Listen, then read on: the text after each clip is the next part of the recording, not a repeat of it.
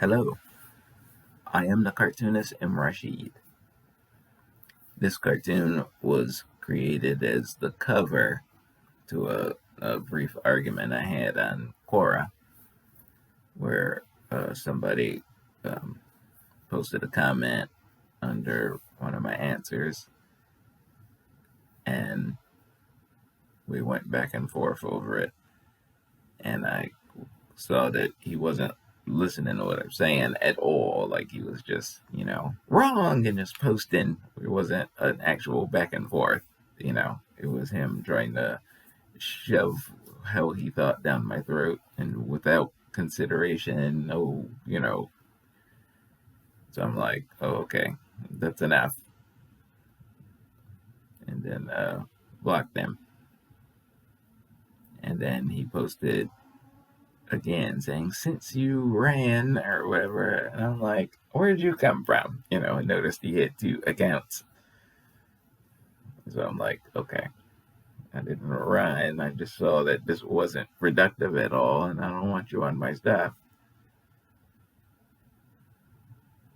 And then he's like, since you ran, I've captured this entire dialogue and posted it. I'm like, that's what I do. What do you mean? I'm like, you're threatening me with what I already do? I'm like, that's not how it. Come on. That's my part of my MO. I've been doing it for a while. I capture dialogues and put them on my trophy wall. And sent you what I wasn't even thinking about, until he said that. And I'm like, here, putting them down. I gotta make a cartoon for this. And then, here, you're welcome. What a maroon. So, but the outside of like making it as a cover to that incident, it also reminded me of one of the threads that I could play around with from that last concept I was telling you about in the previous video. So the idea of, what we deal with inside of this concept, priestcraft, the priest class. Remember Galileo? I brought up in an early video.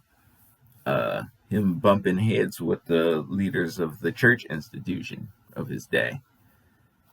These people that made themselves thought police, and they were just in the way.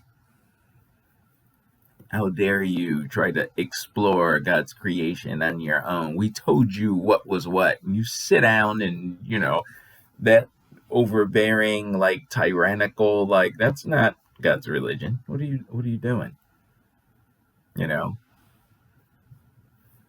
Call to mind when the children of Israel were enamored with the people that surrounded them, and they all had monarchies of some sort, and they were like, ooh, we too want a monarchy.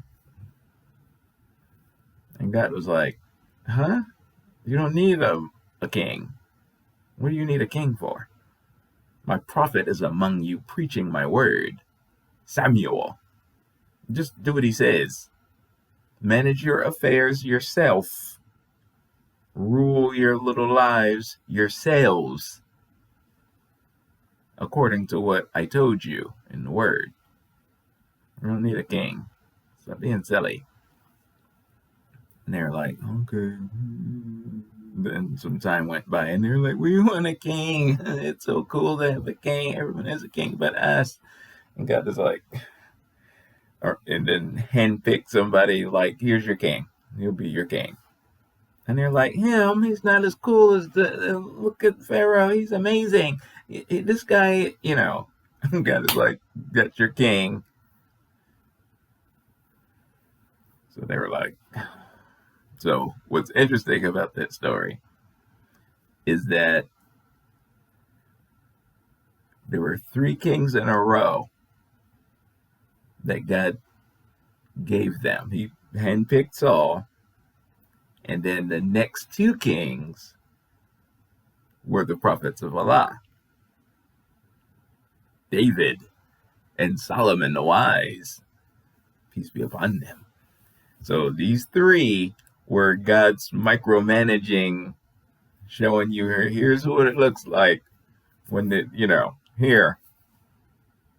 And then as soon as those three were gone, and they tried to prop up some dude, like, the whole thing fell apart, and they were at each other's throats, and the kingdom of Israel was over, just like that.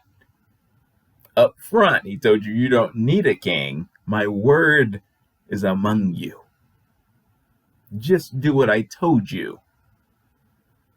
Do as I command. Be righteous. Avoid evil. Be right. And so you don't need a king. For what? Told you that up front. And as soon as you have the opportunity, all chaos. Just do it yourself. Just do just doing stuff. So that's a powerful lesson. Watching these propped up people doing people in the way, gatekeepers and these people hoarding resources and here, you get, let me break that in half. You get this and your rivals get this. I'm sitting here looking at it like, like,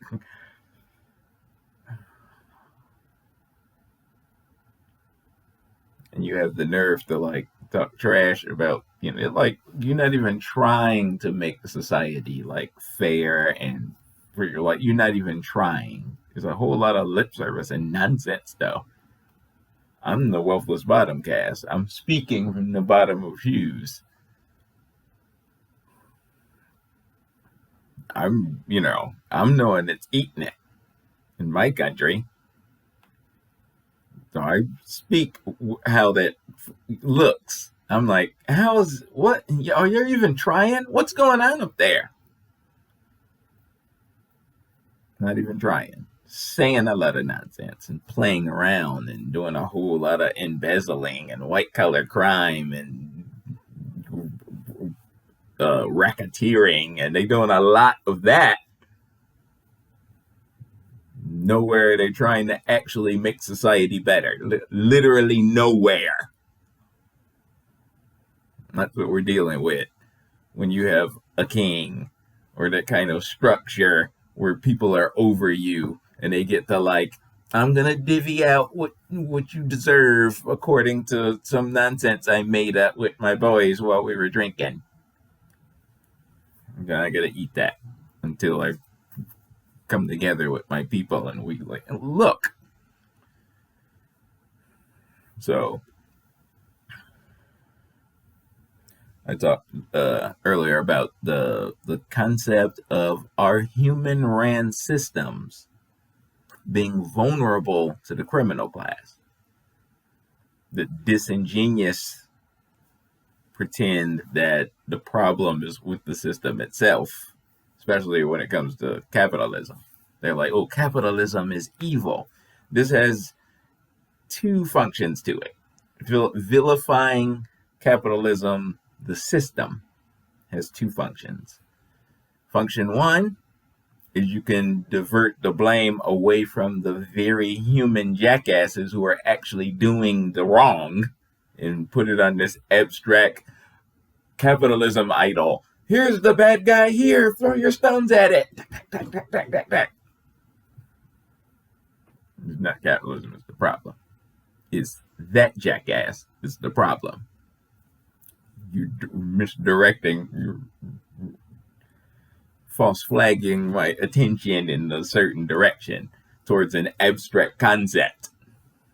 You would very much like to tear that down and replace it with full-blown on late-stage communism, with your full cult of personality, with your favorite billionaires statues.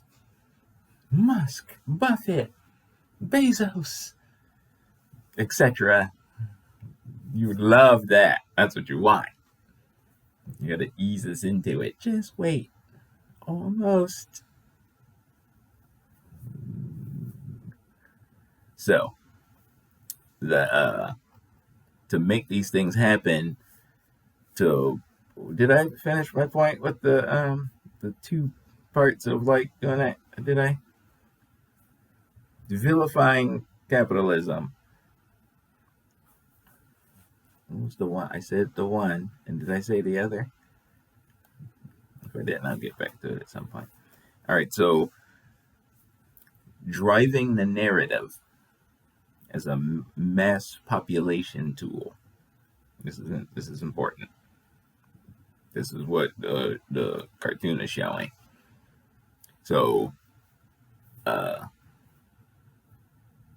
that figure who is the natural predator to our human systems, the criminal class, the dedicated criminal class, they'll always be with us. It's why civilization has laws for the criminal class, to control them and to deal with them when they do what they do. You got to do it. You got to hold these people accountable and drop the hammer on them and like make sure you can't just let them do whatever they want to with impunity, or you'll have the society we have right now where the worst criminals are just playing in all of our money and doing whatever they want. Whatever they want. Just doing stuff. Who's stopping them? Literally nobody. The cops are literally in their pocket. They protect and serve that guy. That's what they do. Beat up the poor, beat up the people poor and disenfranchised from their power. Their power is dormant. So the cops are just, didn't Mr. Bezos tell you to sit down? That's the cops. That's where they are. That's what we're dealing with. So, driving the narrative of how things are, you don't get to think for yourself. You don't get to critically think. You don't get to learn how. None of that. They hoard all that's good just for themselves. And if you could critically think and do these things and see through problems and learn what you need to learn and work your way up the ladder, especially those among you with the talent of bigness, they want to keep that down. It's, a lot of people, like, if you have that ability, if you happen to be of that Dr. No mind, and it's going to be hard. It'll be hard for them to hold that type of personality down, because that type of personality has the natural bent to like look at all the angles and look, where's the weakness in this? How do I? It was a Drew Barrymore movie that had a Leonardo da Vinci character, and he just like had to open this door, so he pulled the bolt out of the hinge. And people were like, oh, how did you do that? That was amazing. He's like, anybody could have did it. But clearly not everybody. Everybody else was looking at, this was designed this way. This is how you're supposed to do it. Everybody else, eyes on the doorknob, eyes on the conventional thing, but he saw the other angle. And that's the figure that's among us. Not a problem all by itself. It's just that when that character is like unleashed and fully on the side of selfish hoarding greed, and he just builds up the appetite for that until he becomes the bigness figure. If you don't control that, that's the bad guy of the human story on the secular side. That's the bad guy. It's the one we deal with, the one that makes all of our issues, all of our problems, in society. If you don't control that figure, in modern society, in the second Gilded Age, that figure is in charge. He's the boss right now. So he doesn't want you looking at him as the criminal. So with full control of media mass marketing, He's convinced you that he's actually the good guy. That's the one that you want to aspire to be like. And if you recognize that that's a particular personality trait of talents that the average person doesn't actually have, you can learn the techniques he uses and stuff and be a ruthless piece of crap too, and then like get a chunk of what he has, but you're not going to be that person. And he will be having an eye on you. And if you get too close, he's going to do some dirty corporate shark shit to you. He absolutely will. I said no competition. Ka-thunk. You like fall all the way back down the ladder. You will. And we were like, oh, he did that dirty stuff? Of course he did. I didn't think he got where he was. I'll bring that chart up again. You saw what their net worth looked like before and after COVID, or the lockdown period, the first big quarantine lockdown. You saw what their net worth looked like before. You saw what it looked like after. That didn't happen by magic. That wasn't the natural. No, this was dirty corporate evil at work that they did. That's their normal MO. That's how they got where they are. This is not no. They manipulate the system for decades to get where they are. Those guys.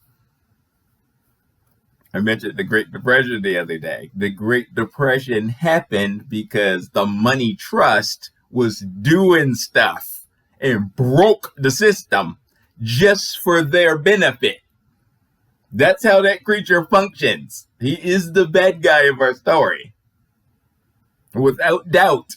Don't stop worshiping that creature. Stop trying to be like that. Oh, I wish I too. Unless you're just fully committed to evil, there's no reason for you to be like acting that way over that one.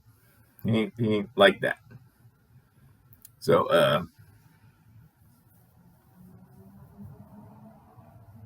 like pure, like, that side of the business world isn't the only play. Like all of our human ran systems are vulnerable to that same criminal class. That's why I brought up Galileo and his battles with the church. Because the leaders of the church institution, not the doctrine, the church proper, not the actual religion of God as preached by the proponents of Western Christianity. I'm not talking about that. That's a different story. I'm talking about the church with the hierarchies and the stuff and yes, my son, and the church. Those people, separate from what God said. Those are two completely different things. Like the non-profit institution in partnership with monarchy, that's where that guy lives too. He's in there doing stuff, making up stuff that benefit him alone. It's not about the word of God and learning truth and what does God require of us. It's not about that at all. It's about maintaining our institution. That's why there's bad blood between them and the next Abrahamic religion. Because, I have a monopoly over the word of God. Just like the people before them think. The people of the book before them definitely have that attitude on them. I have a monopoly over God and all of that. That's the figure. He doesn't believe in competition. He has to share that space with the other two Abrahamic faiths at all. There's only room for one church. We're the real church. The real synagogue. And that figure that I'm making fun of in this cartoon is in Islam too. They don't have a priesthood proper. They don't vocalize it that way. But the concept of the scholars, the accredited scholars and the fitwas and how they function and that's the priest class. And they got it right from the other two. They wasn't doing it at first, But the influence of that over generations, when they got weaker and weaker in what they held as guardians of the book, they lost their foothold, lost their way, and started mimicking the bad habits of people you're supposed to have come to correct. Now all three of you look just the same. An institutional thing ran by Dr. No. And I got to put up with it. The same stuff we already know. The issue is when you blame the system, the pure system, you're blaming it for the problems. You're directing attention away from Dr. No and putting it on the system as an abstract concept to protect them. He's protected. We can't, don't judge and don't blame people and stuff. It's, if only capitalism would go away, everything would be fine. That's a clear trap. When he says it, he means, the Indiana Jones switching the statue out. The second you pull what remain, the mangled remains of capitalism off the table, red communism will replace it immediately, and then he'll drop the full charade and be like, cult of personality statues everywhere. You absolutely will. The idea that you'll say, no, like history is full of the exact same thing happening. Why wouldn't he do it again? He doesn't believe in reinventing the wheel and all that stuff. If it worked before, if he can count on a certain amount based on his demographic analysis, what happened before, what the report, what happened before, can I get, I can count on at least this, according to our projections, we can count on this $500 million if we do this exact same thing again with this generation. More because it will be a nostalgic thing from their parents on top of it. That's why they're rebooting the movies all the time. They don't risk adverse. They don't believe in risk. They believe in a tried and true, I want my money, I want my wealth hordes to grow. What's the easiest, best, quickest way to do that? That's what they believe in. Reboots, remakes.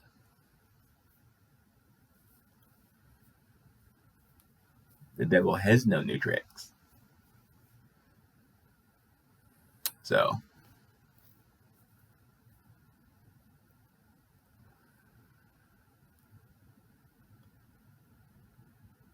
I see some of my 4chan guys, they'll make comments like, the dual comments of, I know you've seen comedians like from the Def Comedy Jam. It was this one comedian who used to,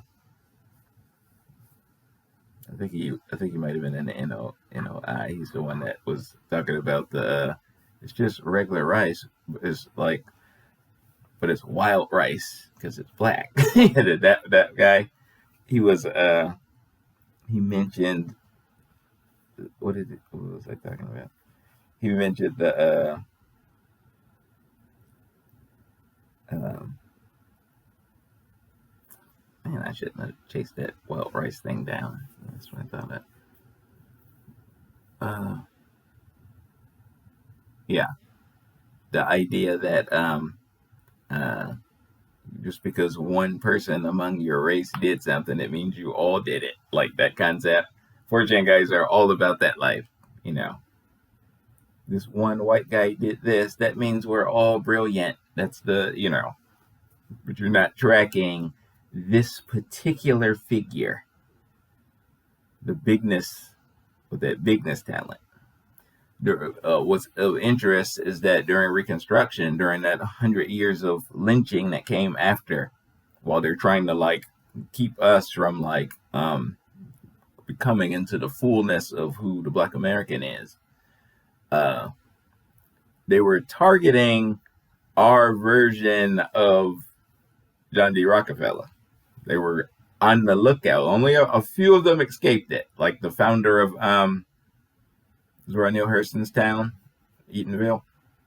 One of maybe might not have been the founder, but he was the guy that showed up that like built that town up, and like we had the Henry Ford, like he was that guy. He showed up and and it went from like a little raggedy settlement into the town because he showed up and saw the vision, and people were like doing what he said and stuff. So during the lynching era, they were the bad guys, the domestic terrorists in the KKK were deliberately looking for that guy among us, among the Black Americans. They were looking for that super, visionary.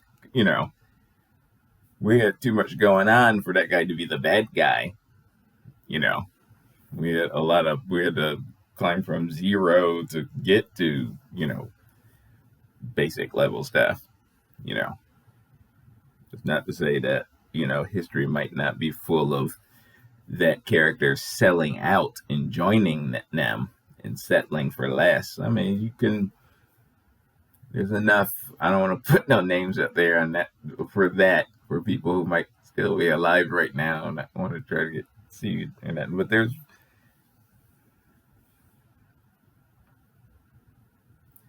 visionaries who've done great things in different eras that now that era is over and they're conspicuously retired with their old product gone and in the hands of other people and stuff like that, when media, it may not,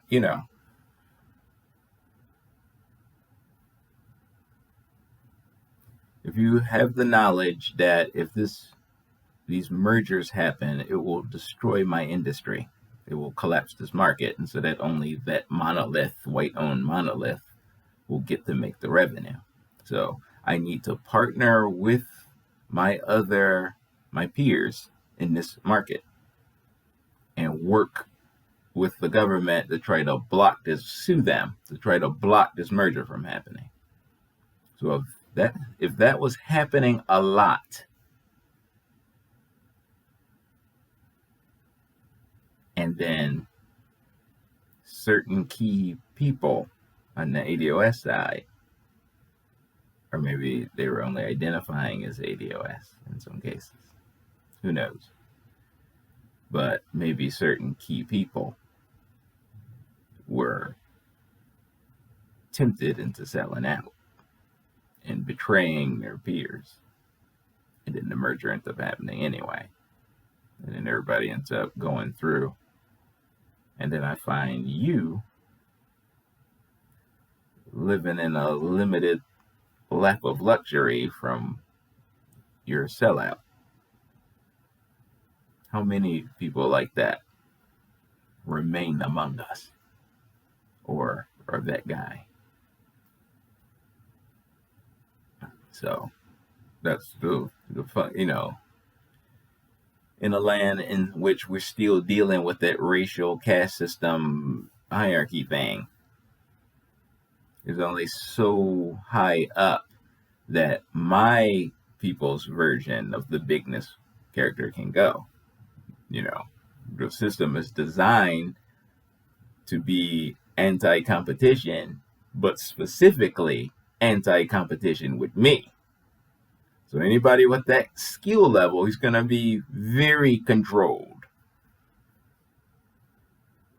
So outside of the people, I don't want to, there's other people who are like that too. You could see them. Like, look at Don King. Look at Floyd Mayweather Jr. These are two characters who, at their peak, they were making huge moves inside of areas that were normally dominated by, So you're making these moves, and the language from that guy is, these are the worst people ever. Look at this N-word. They're the worst people ever. They hate seeing them do well. They hate seeing them work their magic and stuff. You want to make the big money as a boxer, you got to get with Don. He's not even the one signing the big checks and stuff. He's not even in charge, but his talent is such.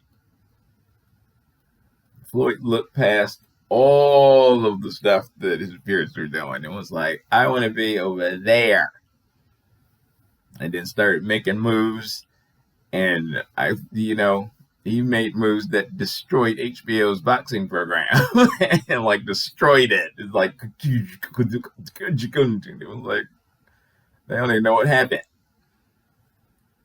They're not trying to compete with that, they like Easy Street, like a closed in economic bubble of a Whitopia where only we get to be in charge, and any like corporate shark moves are on our terms, in our way, and between our petty bickering between us. We don't want to compete directly with you.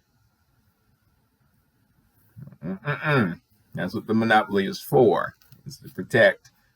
So out of all these industries and stuff, it's like colluding groups of business entities working together to protect their particular shares. And inside of that, they're dealing with their petty, like soap opera, like squabbles among each other, But they don't want it broken because now they have to divert attention to like a market where it's a lot more fair and it's actually built on merit. They don't want that at all. They don't want to risk the baton of power flipping. So,